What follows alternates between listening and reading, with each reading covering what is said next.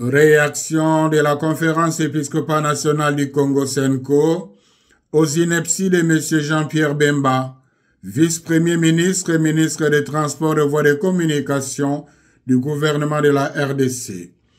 La Senko a suivi avec grande consternation, mais sans réelle surprise, les inepties de M. Jean-Pierre Bemba sur les ondes de la radio Top Congo en date du 9 juin 2025. Ici est de noter que, depuis la période électorale de 2023 jusqu'à ce jour, M. Jean-Pierre Bemba s'est attribué un rôle extrêmement dangereux, celui de proférer avec une légèreté déconcertante des allégations récurrentes, gratuites et infondées contre la Senko. Il multiplie des déclarations qui portent atteinte à la réputation de la Senko et risquent de compromettre le climat de confiance nécessaire à la cohésion nationale et au bien vivre ensemble dont le pays a tant besoin.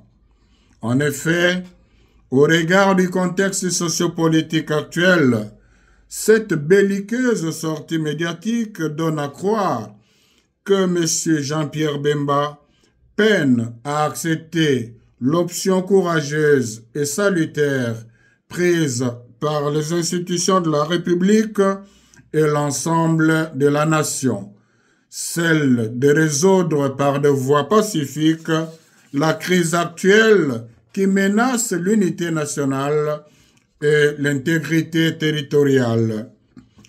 Il y a lieu de se demander si, avec ces propos, M. Jean-Pierre Bemba veut ramener le pays à l'époque où il avait fait tuer les innocents à Kisangani et à Kinshasa.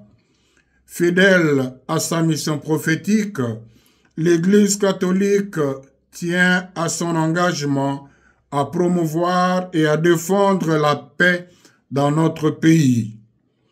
Il est donc inacceptable qu'un homme public mis par des considérations personnelles et une animosité manifeste envers ses concitoyens s'autorise à défier la raison, le bon sens et le respect dû aux institutions.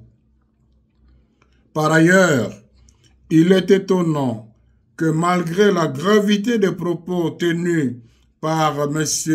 Jean-Pierre Bemba, il n'y ait aucune réaction des institutions de la République et de sa hiérarchie.